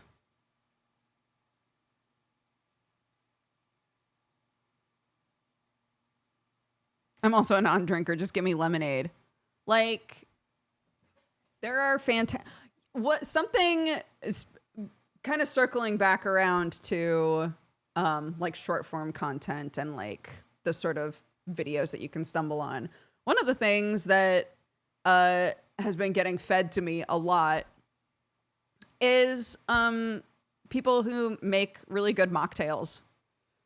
And I think it's so cool.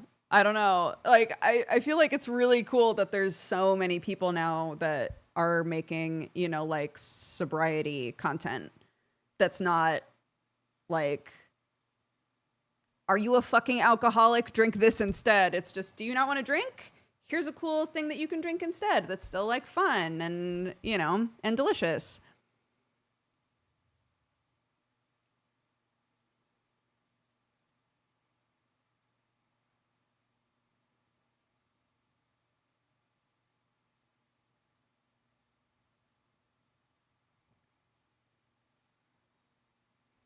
Non-alcoholic beers have made my life a lot richer. My dad drank non-alcoholic beers for a while when he was quitting.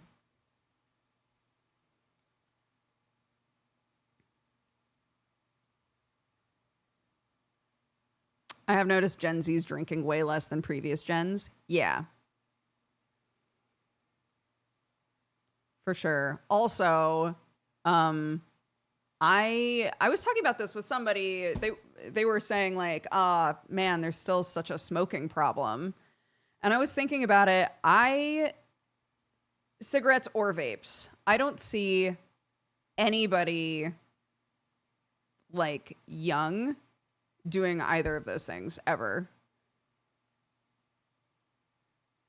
I feel like it's I think marketing is working. The like social marketing against smoking and vaping, I think actually has done something. And number two, I think they're just too expensive. So there's kind of a barrier there. No, I don't see teenagers vaping ever.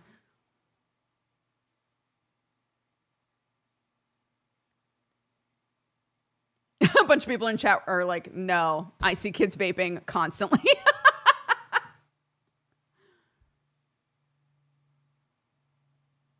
It is bad in high school. Wife is a teacher. Yeah, that's true. Sorry, that's true was in response to Tully saying, I think the area where you live factors into it heavily. Yeah, for sure. When I went to Brighton, everybody rolls their own there, which I have not seen since I was in Oregon. In Oregon, a lot of people roll their own cigarettes. But pretty much everybody in Brighton that was smoking rolled their own. And they were like, it's just more affordable.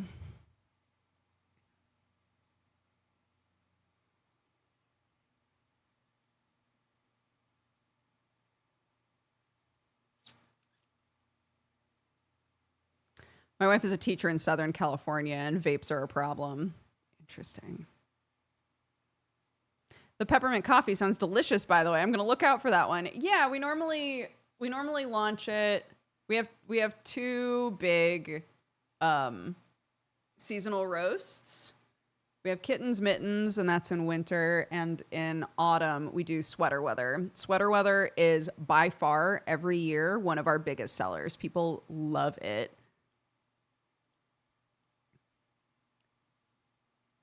I feel like we need to do... I think we should start developing a roast for like spring, summer and just have a seasonal one that rotates in and out, you know?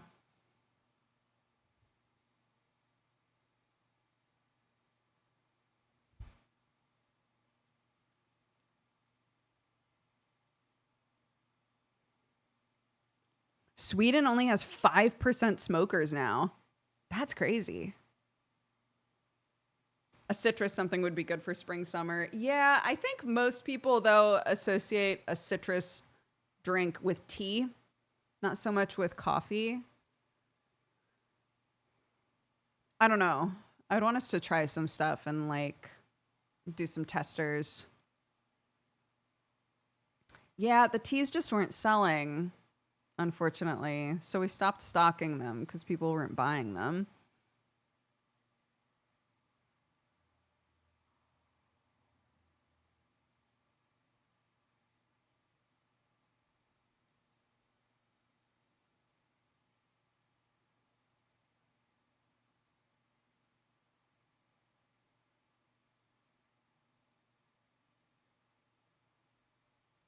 Yeah, coffee's still selling great. Um, because I do monthly check-ins and I see what the top sellers were and how things were going. That's another thing that I need to be better about is marketing the coffee. Pretty much anytime I talk about the coffee company, we get a boost in sales. I'm like, I need to be talking about that more often. Anyways, thank you, obviously, to any of you who ever get stuff from the coffee shop. I appreciate it. Dodger Coffee is also where all of my merch and clothing and stuff is fulfilled. It's all coming out of the same place now, and the team works super hard. So, but the Crendor roast, the Midnight Sloth, the combo of Midnight Sloth and the normal Dodger Coffee roast, you can get those together as a bundle. That sells really well. People buy that bundle all the time.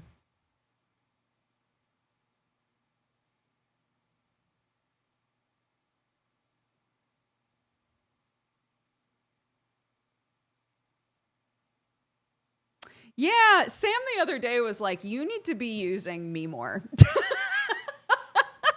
He was like, "Why do you never give me ways to like support your stuff?" And so I put him in the Spore Galore shirt and I made him do a photo shoot for me. It's like, "Fine. I will use you."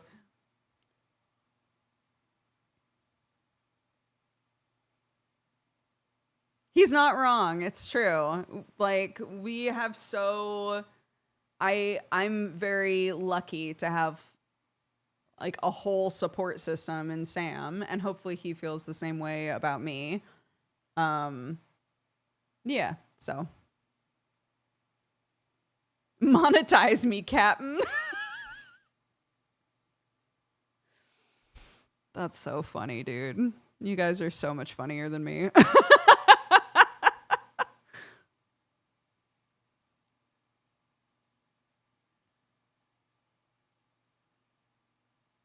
Bye, Rainbow. Have a good day. Sam's getting jacked. He is. He's looking great. He always looks great, and I've always told him that he looks great, but he feels good about how he looks now too, which is important.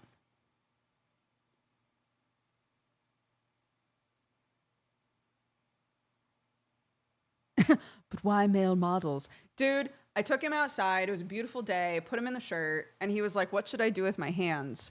As a reminder, Sam was a model. And I was like, "I don't know, man. You're the ex-model. What do you do with your hands?" I don't know.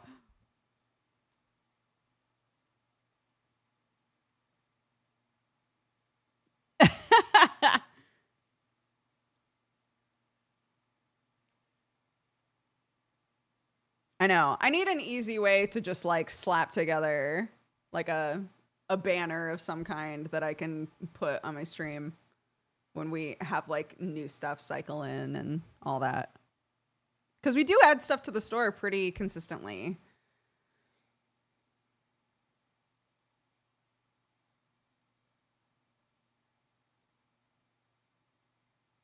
Like right behind you. Kittens mittens. Not the right time of year at all. Green cauldron mug.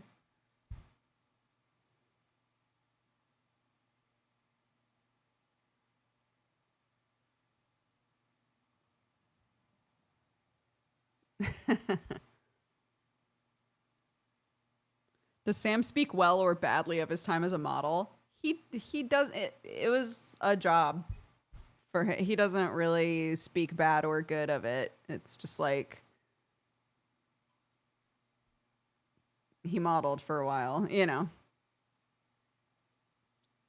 But I do think the industry is very different for men and women.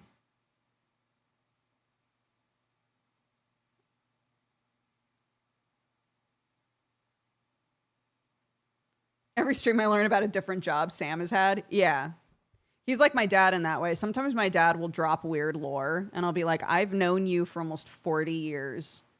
How did I not know that you were like a lobster catcher off of the Pacific coast? You know, like when, what do you mean?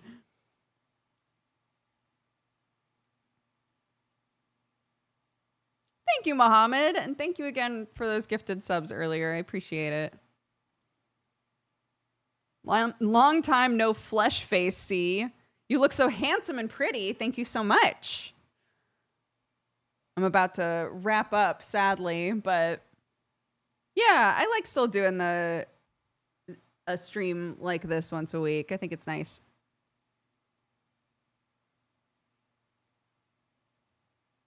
I made it to 37 without learning that my dad and grandparents were all struck by lightning together.